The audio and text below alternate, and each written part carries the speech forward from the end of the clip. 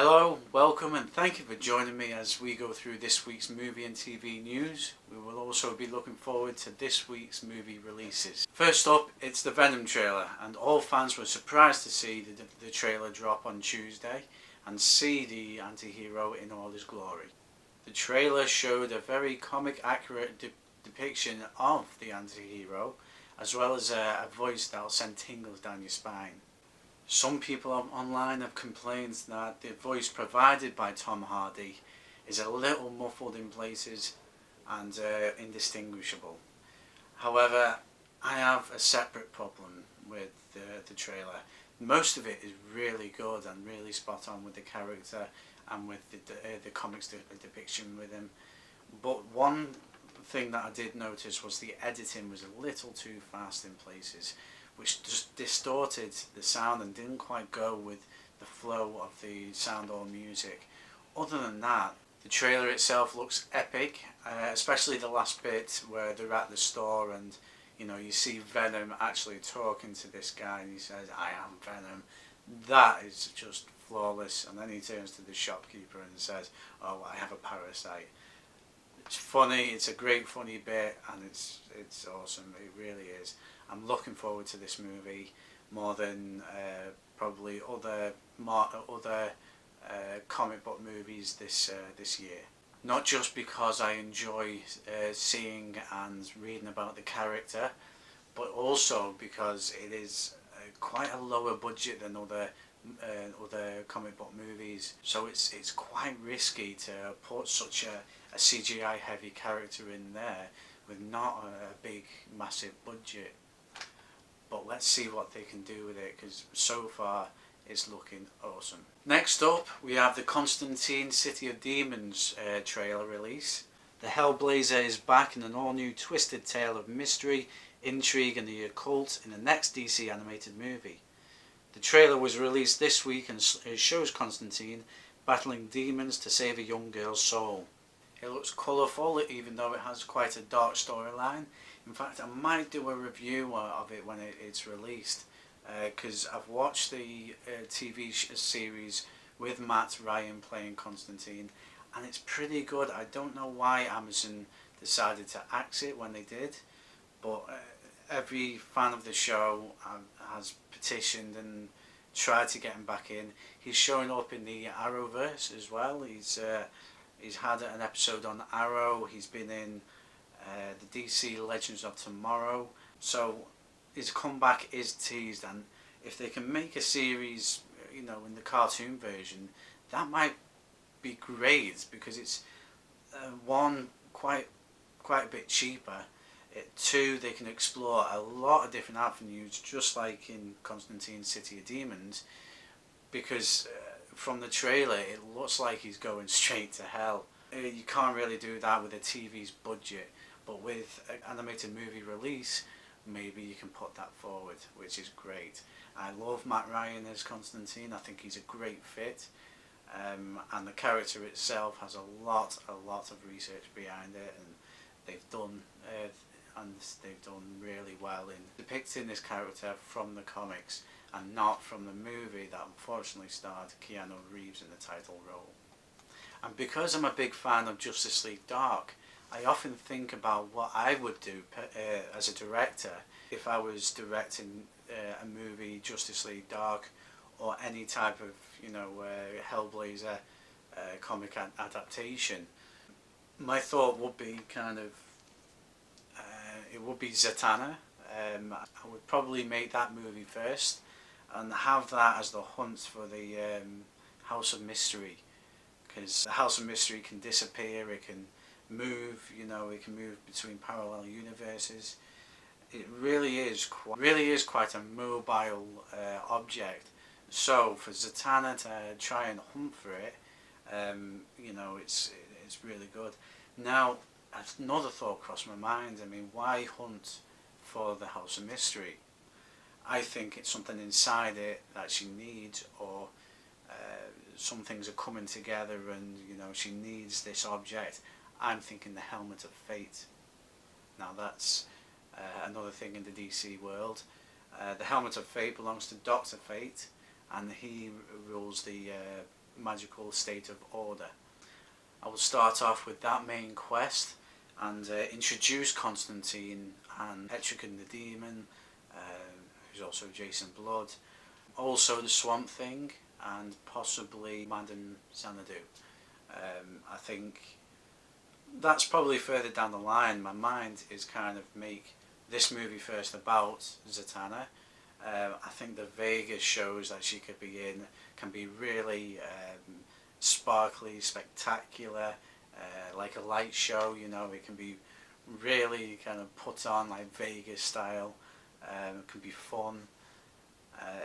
It could be really good, and then she goes into this serious quest. Once I release Zatanna, I go over to Constantine, make a movie of Constantine with his dark background. You know, I think I should make it before Zatanna. That way it's not overstepping the mark in present day, really. So, and Jason Blood, aka Etrigan the Demon, I think there's room. I think I've got another great idea, set in that in the Middle Ages, where it's knights, it's demons, it's you know, it's all sorts of crazy, unnatural creatures, that, you know, witches and stuff like that you can really introduce. It could be the making of something really dark and, you know, really fantastic, you know, to explore that certain part of Justice League. If you want to know more about Constantine and the Hellblazer comics, please go to any comic shop and buy some, or I think it's still on Amazon. The TV show I urge you to watch because it is really good and really entertaining. Please watch to find out more. The third thing I want to talk about is the firing of James Gunn by Disney. Personally, I tend to lean on the side of forgiveness rather than blame.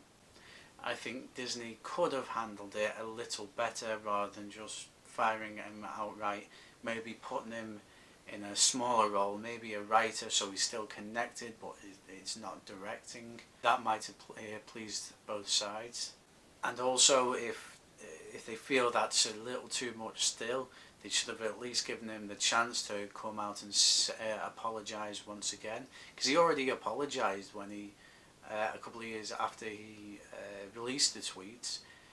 So giving him the space to apologise again and, you know, if needed, step down, you know, offer himself out to step down, that might have been better rather than just binning him off straight away without a second look. The tweets themselves I have glanced over, and yeah, they are pretty sick and unfunny, but they came from Gunn 10 years ago, and he's saying now that he's a different man. I want to believe that, because I am not the same man I was a few years ago. And every one of the cast from Guardians of the Galaxy is still backing him to this day. But I just want to ask you, the viewer, something. Can you safely say that you're the same man you were 10 years ago? If so, then maybe you need to revise a few things, or maybe you need to think a little deeper. If not, then surely you can see a way to forgive James Gunn for his indiscretions. They were an error in judgment and he's sorry for that. I forgive him. Next up, we have news that Sony Pictures has hired Richard Wenk, he's the writer of The Equalizer, to pen a script for Kraven the Hunter. Kraven the Hunter is a long-time Spider-Man foe. He was a Russian aristocrat who became obsessed with big game hunting. He eventually developed superpowers after taking an elixir from the voodoo priest Calypso. Plans on whether Tom Holland's Spider-Man will show up in the movie are currently unknown. Next up, I have news about Matt Reeves' Batman. Addressing the press at the Television Critics Association, director Matt Reeves is quoted as saying that his Batman movie is not based on any particular comic, but is personal and defining to the Batman. They're not doing an origin story, but it is an emotional and gripping story that utilises the fact that Batman is the greatest detective in the world. It is a very noir-driven Batman story in which he is investigating a case that takes him into the heart of Gotham City. I am very excited for this film, and with Matt Reeves at the helm, it's going to prove a must-see film. It's still, however, unclear if Ben Affleck will reprise his role as the Caped Crusader, but production is still slated to start early next year. The upcoming Warner Brothers adaptation of Stephen King's shining sequel, Dr. Sleep, will remain faithful to King's novel. Ewan McGregor, who plays the film's lead, Danny Torrance, confirmed on The Late Show with Stephen Colbert that it's very faithful to the book, and if you've read the novel, that is the story that they are going to tell. Director Mike Flanagan's previous work has been the critically acclaimed Gerald's Game. I have seen that myself, and I've got to tell you, it is very good, and I recommend that you watch it. As of today, I haven't read Dr. Sleep, but it is on my to-read pile, and I'll get around with it in the next few months. The film itself will come out in January 2020, so we've got plenty of time to spool through it. And now on to new releases opening this week. First up, it's The Meg, which promises a very exciting end to the summer. The Meg is the newest shark attack movie and stars Jason Statham and Ruby Rose. The trailers were highly impressive, with great visuals of the giant shark, as well as teasers for some heart-stopping moments and some drama in between. Why don't you just put a tracker on it? Did you guys ever watch Shark Week?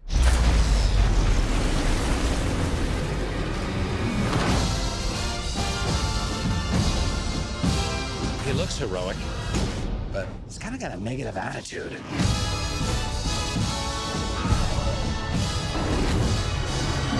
Chew on this, you ugly.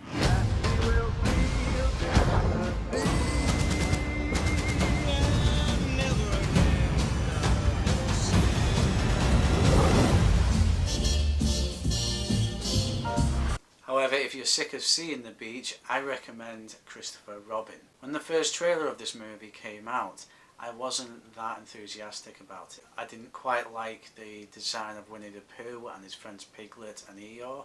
However, I changed my mind when the second trailer dropped and offered a bigger glimpse on the personality and dialogue of these creatures, and as well as Ewan McGregor playing Christopher Robin.